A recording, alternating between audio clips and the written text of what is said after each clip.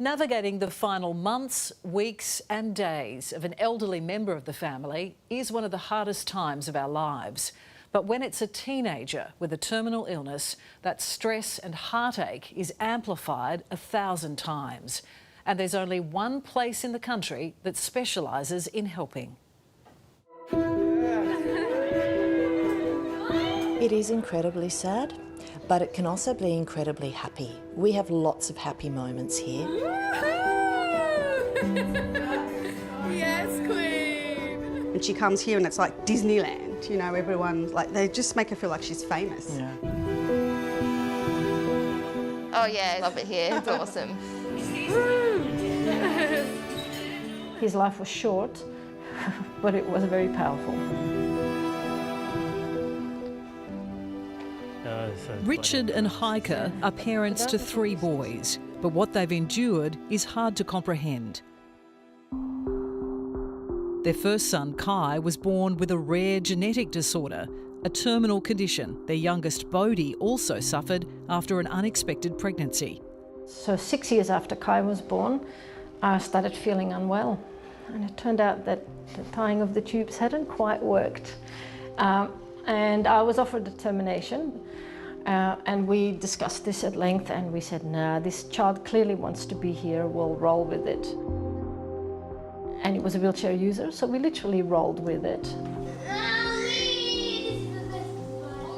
When you become a parent, you kind of sign up for it all, don't you? You don't plan on any of it. They certainly didn't plan on the vastly different experiences their sons had at the end of their short lives. Bodhi got to spend his at a new facility designed for teens in palliative care, something that wasn't available to Kai. Oh, you can't compare. You can't. I mean, it was just chalk and cheese. Bodhi ticked off everything on his bucket list before he died, including going to Mardi Gras, visiting Uluru and enjoying a beer after making it to his 18th birthday. Well, number one was a bit challenging, wasn't it? He wanted to go skydiving. Skydiving. So then we were like, okay, we park that one, although one of his mates went and did the skydive. So a friend did that. A friend did the skydive They for did that him. later after he died, which was just fantastic to finish the bucket list. So he was acutely aware that his time was very, very limited. And to have that experience, knowing that it was going to be his first and last, I think made it extra special for him. And, you know, that's just so precious then, is that was so important for Bodhi at that moment. And now we have those as memories, yeah? And memories of how good this place was and helping us support Bodhi having a good death. But granting Kai's final wish before he died at 17 left them deeply traumatised. So he wanted to die at home. He was really clear about that.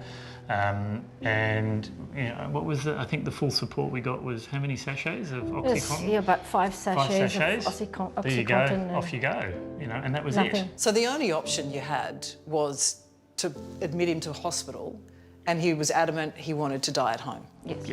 Yeah. In So fact, to fulfil his wishes, it meant that you were really left high and dry. Yes. absolutely, yeah. So we had to sort it out ourselves. So you seemed quite scarred by that experience. Yes, that was really traumatic, but in many ways it's worse now looking back on it because we know the facilities that are available and the support you can get, and it makes it also pointless that we had to go through all of that.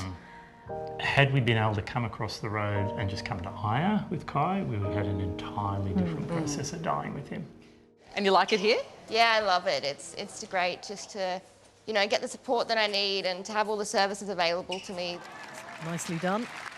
21-year-old Jamison Leeson is a Paralympic superstar. And it's the first time Australia have won silver. She won Australia's first silver medal for bocce at the Paris Games. So show me the medal. Show me the medal. You go first. Just in this box here. Wow, it's really heavy, isn't it? Yeah. Jeez. I wouldn't like to have any more around my neck, that's for sure. She was also the first patient at the Adolescent and Young Adult Hospice, or AYA, which opened at Manly on Sydney's northern beaches early last year. Lots of space. Yeah, wow. Great view. Can't quite see the harbour bridge from here. The only facility of its kind in Australia, it provides free specialist care for 16 to 30-year-olds with life-limiting illnesses, like Bodhi and Jamison, who has spinal muscular dystrophy. I'm able to spend time with my family here and get respite. My mum has a bad back, so I've spent many times here when she was unable to care for me. In hospitals, it's either paediatric wards or adult wards, so I think it's good just to be surrounded by people who care for adolescents and young adults, and also just to be surrounded by people your own age is great. There's playstations and pool tables, music and art therapy, often more a hangout than a hospital. And they create incredible experiences, even meeting their heroes. I was lucky enough to meet Ed Sheeran before his concert. No. Yeah. Which, in the flesh? Yeah, in his dressing room before the concert. And Hey, Jamison's mum. What's going on? How are you? Hello. that was up there with winning my silver medal for sure, so. Wow. Yeah. Go Ange! Yeah. So thank you. Footy fan Ange got to meet Roosters captain James Tedesco.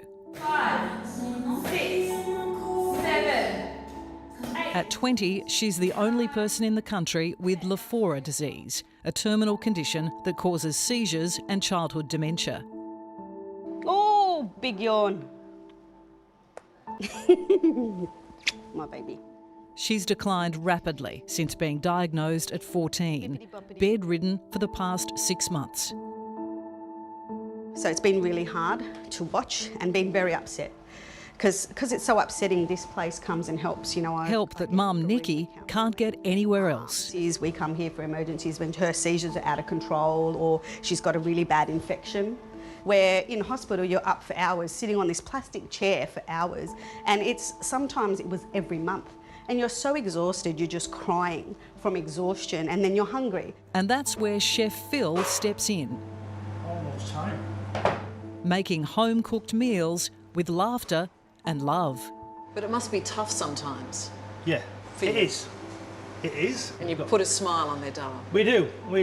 Feed them, make them happy. That's it. You know, that's the thing, really. Yeah. You're fed, you get to sleep. I remember the first time I came here, it was the first time I'd had sleep in 5 years by myself. Wow. Aya Services Manager Taya Yates says this place is essential, now more than ever.